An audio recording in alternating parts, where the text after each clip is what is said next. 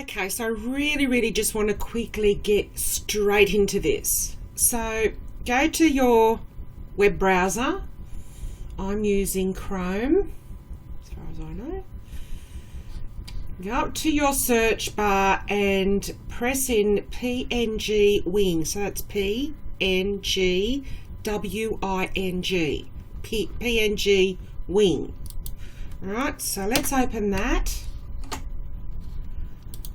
Click on that, and it'll bring you to here. Now you can go and search anything. So let's search something together and I'll make a card with that image. Let's go. Let's see what it says with flower paintings. Go search. Okay, so I found this. When you first use this, you scroll down there, and when you hit download, you will see them asking you to press on the alphabet, and you just press about 4 different things. Might be the Y, the G, the question mark, and then just do that. It's just their way of making sure that you're not a bot. Then just press download this image. You can do a few more while you're in there if you want. So for this purpose, I'm not. So what we do is get rid of that, and we're going to go to Cricut. And so once you've opened up Design Space, go to Upload. Upload image, browse. Now if you do this straight away, you can go straight to your downloads and then just double click that one and bring it in. Nice and fast. Or if you know how to put all these different images into different folders, you can do that and play around with different ones. So let's just take that into a bit further. It brings us to background remover, which we don't have to do because this is a PNG, and then apply and continue.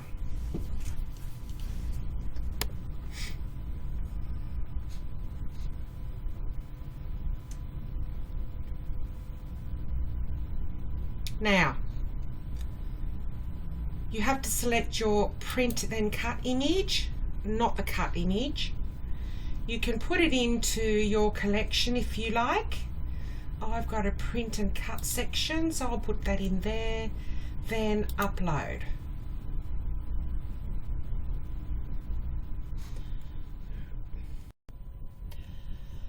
Open up Design Space and then go to, now we need to bring that image, we've uploaded it, so we're just bringing the image in. Now you can go and do a search in images, but the easiest way I do it is I go to Upload and then I just select it there, because you'll always find your recent ones. So go Add to Canvas, and when it comes in, sometimes it can come in quite large, as it has. What I do is I just go to the width, highlight that and press 5, enter. And that'll bring that to a manageable size. So what I want you to do next is get the shapes for your card base and your card topper. We're going to print, I'm going to call it the letterbox. We're going to print the letterbox twice. One, we're going to have to print on the base of the card, and the second one we're going to print on the topper of the card. So there are 2 bits to be print and cut on this card. That's why it can be a little bit more fiddly than just having a die. However, you've got less guilt to feel that you have so many dies behind you that aren't getting used. So I'm going to duplicate this image. Then I'm going to go to Shapes, select the square. I'm going to duplicate that while it's there because I want 2 different sizes. I'm going to change the colour to white, and then I'm going to change the background of the canvas so I can identify it with everything, especially the white card. I want you to go over here, right click, rename. You can go card base, and I strongly suggest you do this because you will get confused. And this square will be named the topper. This is a very important part. Go to the PNGWING, rename, we'll go letterbox 1, and the second one will be rename letterbox 2. You'll thank me later. So select your card base, uncheck your padlock. It's going to be 8 wide or whatever wide you want it to be by 6 high, or however high you want it to be. Okay, 8 by 6, and that's going to be folded in half. We'll give that a score line a bit later. We can't, there's no point doing it right now because when we do all the flattening and attaching and everything, it's only going to get in the way.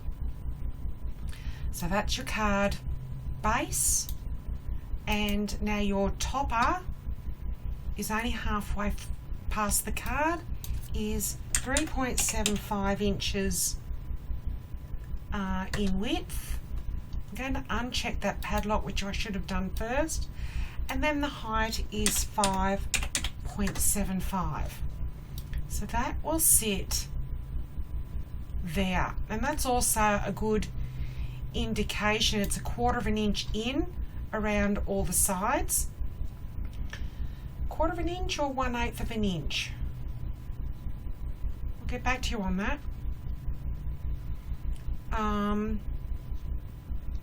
So yeah, your line, score line will go down there, and then that will be that. So that's going to be identifying as the topper. So over here in the layers panel,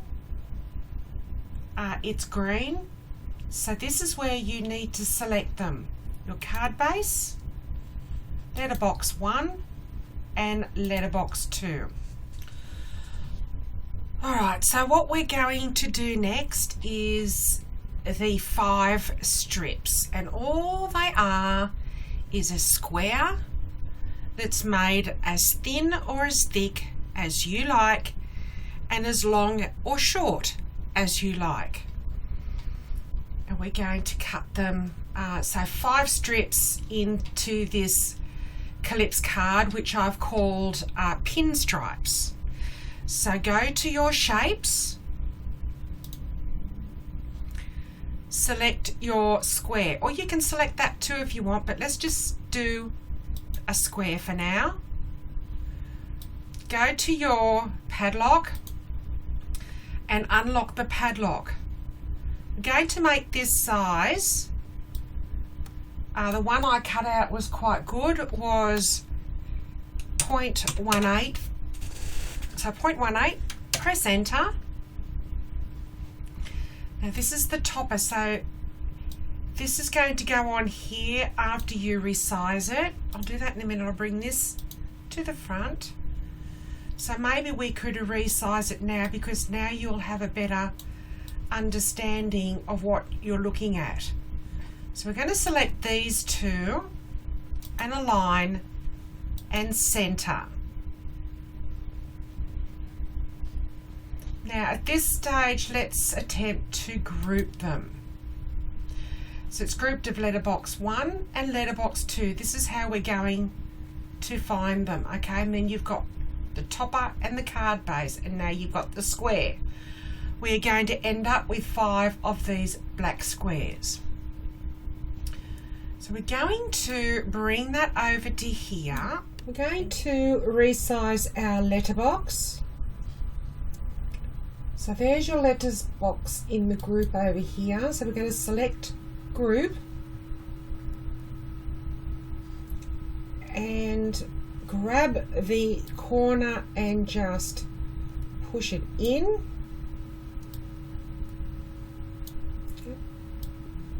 So I'm going to select, keep that selected, and then go to shift on your keyboard and hit topper, align, center horizontally. Now we're going to do our 5 stripes. What I want you to do is, I want you to duplicate this one 5 times, then just delete that one. So what we're going to do is come over to your layers panel, hit the first one, hit your shift key on your computer keyboard, and just go down and highlight all of these guys. And I want you to send them up to Y in the 0 position. So that's what we're going to do. We're going to go align, top, and they're all positioned at the 0 position. Now this is going to be the exact way for you to use your measurements. This is just another way that you can learn to use measurements, is by using your X and Y positioning. So your X is going to be down the side. We only want the Y. If you think of Y to the sky, Y is always up the top. So selecting your first one, I want you to hit 0 on the first one. Now the first one is 0.18, 0.18, so it's 0.18, and we're going to have a spacing of 0.10. So 1.8.10 is 28, so we're going to select this one. We're going to go to the X and we're going to go in 0.28. And you will see the position is 28.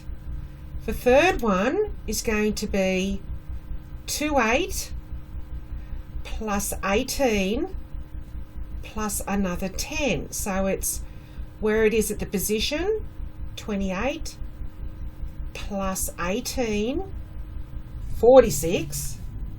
Then another 10 is 56. So we're going to select X 0.56, and these are going to be identical. So then we go over there and we position this at 56, right, plus 18 plus 10 is 84.84. It'll go over there. And for the last one, it's 0.84 plus 18 plus 10 for the space, and that's 1.12. You will get used to it, but if you follow this, you can space those out how you like. They come out at about 3/8 of an inch apart. It's quite a nice spacing on a card front, and of course you can have them at whatever length you wish. So what I want you to do is come over to your layers panel again. What I might do is just group those, and then we need to bring them over. So with our pinstripes, or our 5 lines, out of the way for a minute, we're going to concentrate on adding those 2 images to our 2 card bases. So we've got card base here, which you'll see down there, card base, and your topper. So what I want to do first is establish the middle of the card base. So go to Shapes, select a line. So that's the last thing that you position. So it's going to be on the top. Resize that line to the size and height, the height of your card base. So that's your height. Select them both, or get used to your panels over here. So you got line, shift key, scroll down, won't let you scroll, and then shift key card base. That's how you select them both.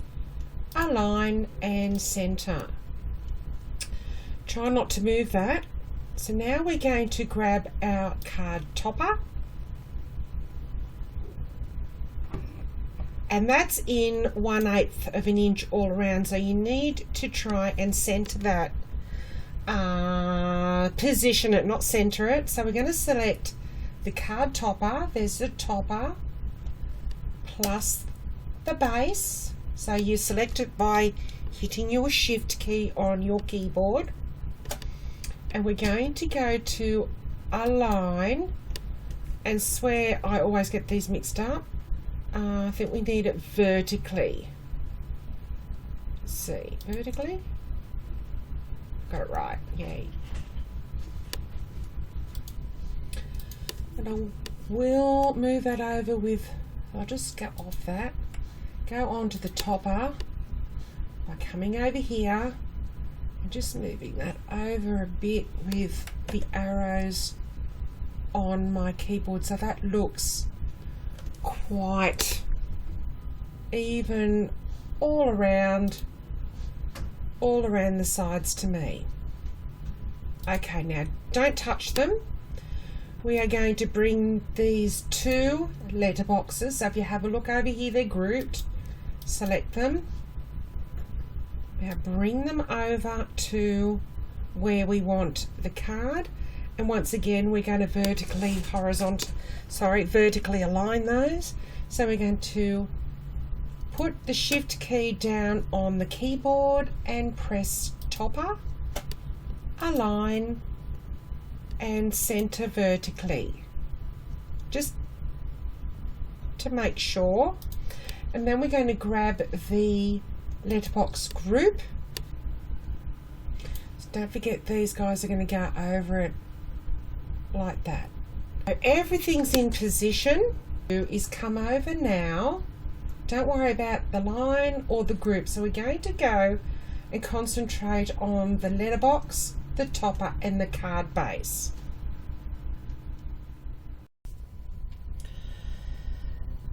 So without moving this, come over to your panel section where you have your group letterboxes. So remember, we grouped those and centered them, and we grouped them obviously so they wouldn't move. So now we need to ungroup them, because we're now going to flatten the images. There's two images there.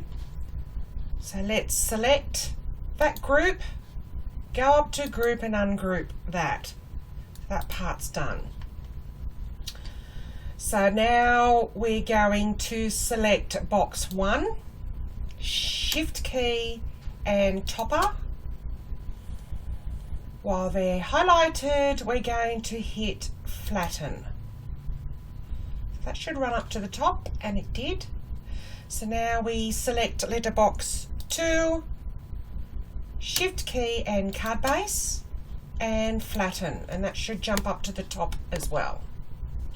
And it did. Now you can name those if you want, but there's no point. And what you're left with is those two. So they will be now print and cut. So I'll just take that back. So I'm going to put that to the top, to the front. Take that one to the back. Okay. Next job is to put these guys, and they're grouped. Bring that over to your topper, bring it to the front. I'm going to try and move this start moving this along a bit faster so the rest should all fall in place for you. We're going to, so that's already highlighted, position it where you want. You can make it longer, but I'm just going to make a smaller one like this. And I want, all right, so we needed to name these flattened. Let me have a look. All right, I'm going to rename that. Since they've changed the layers panel, it's very, very hard to distinguish what you're looking at sometimes. I've been using this for quite some years, and I need to get into the practice of renaming this. So we go flattened topper. Just name one of them, it should be all right. Oh, let's name them both. Right click, rename, flatten card base. Okay, so we've got the group with the lines, shift key, and the topper. And what you're going to do now is go to attach. So that's all you are doing. Now you can move it now. So what will happen with the topper, so this will print and cut. Go to the card button. I mean, look, quick and easy. Just select that and attach, because we need to attach the embossing line. So we can move these now, because when we put that, send that to the back. When we do this by hand, and we can then eyeball and position, we've got to watch where we put it on the outside, and we also have to line up the picture when these strips will actually be cut out of the topper only. Now all that's left to do is to add your text, and you need to decide whether you want to write the text or print the text. So if you're going to print the text, make sure you flatten it with that. So once again, all you have to do, you probably have to do it before we add the stripes in. So I'm going to just attach it. I have writing style. I'm using DTC Bikini Babe from Cricut Access, and it's set to pen. I'm going to hit the shift key on my keyboard and select the flatten topper and select attach. Your next step is now to, so you go to make it, and the first one that should come up is the card base. And there's the card topper. Where are you? There you go. So I'm using my pen with thinking of you, but you may have wanted it to print, and it can print when you print the letterbox as well.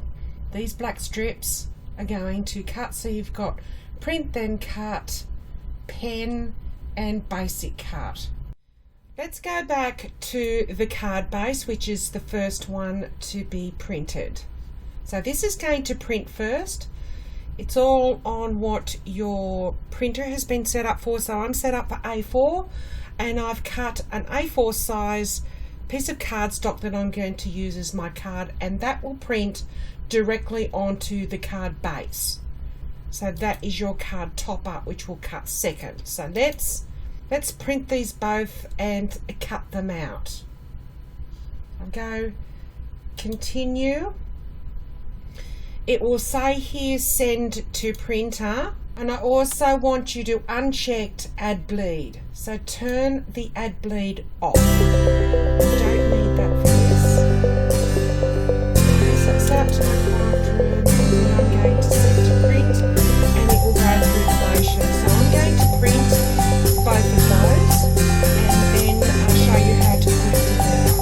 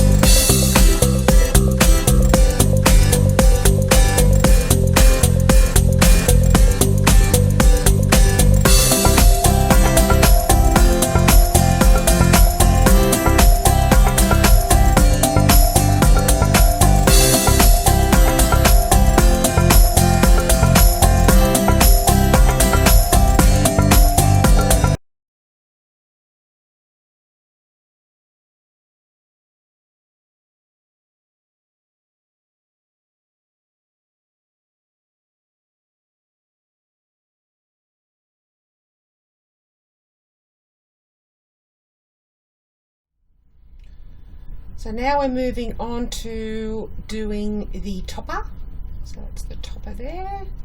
It's going to show you there. Okay. Send to printer.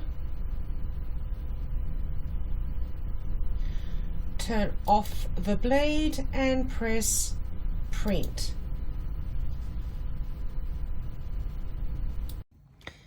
See how the rectangles that we're going to cut, this is the topper, so the rectangles won't print because they're a cut file.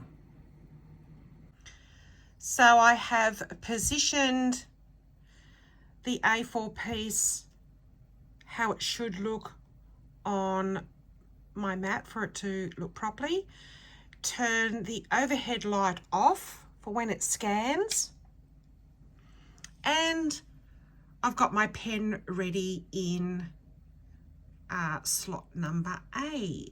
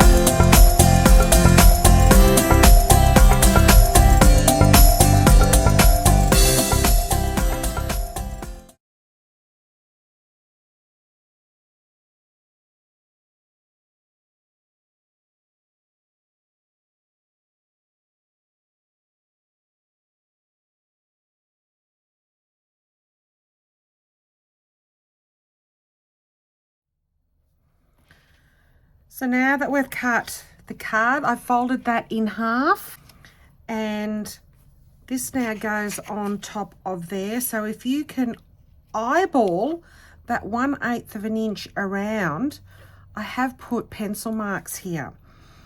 But what you need to do is marry up this picture perfectly. So you can get an idea of lines. So we move that line over there. The roof, so you've just got to make sure the main features that are going to pop out the most, you know, I don't know if you can see that.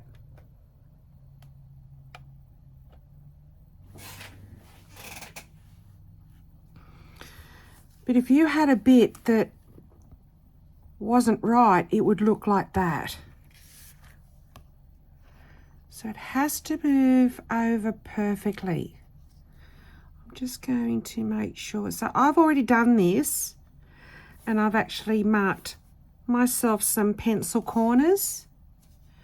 You can do that as well. So that looks perfect like that. So take your time, align it properly, make your little corners, and you can rub those out a bit later. You're still going to need them as a guide.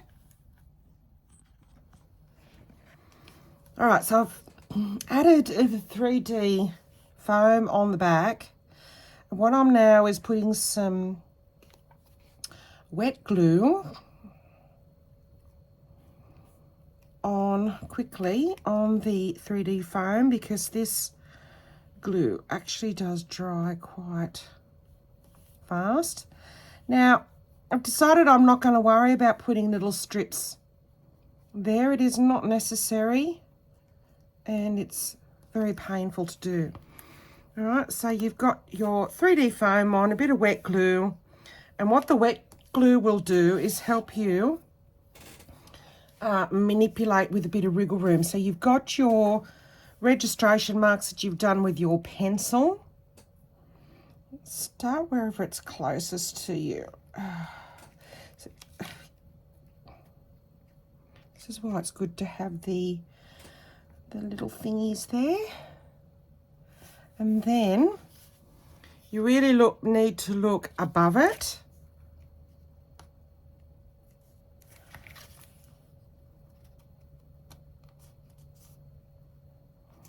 So that's a bit out of whack.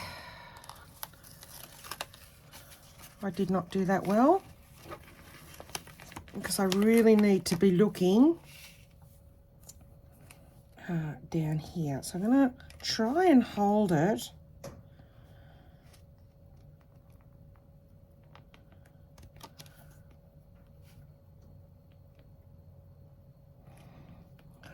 Okay. Sorry guys, I'm going to bring it up. That looks pretty good. So the registration marks do hold. Don't press it down. Yep, that's fine.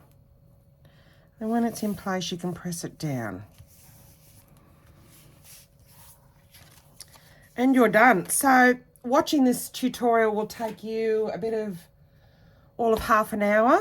But of course, it is more of a learning tutorial to learn how to use Design Space. Learn how to do, I mean, you can go ahead and buy the die for this, but it's why you don't need to. It's very easy to do, as I've just demonstrated, using your Cricut. So I'm glad I finished that. It took me a good part of the week, and in between that week I had a funeral plus a birth of my second granddaughter, who was 9 weeks early. So 1 week to make this tutorial, and I'm going to move on to the next tutorial. Thank you so much for watching. Please like, share and subscribe, and leave me a comment. Bye for now.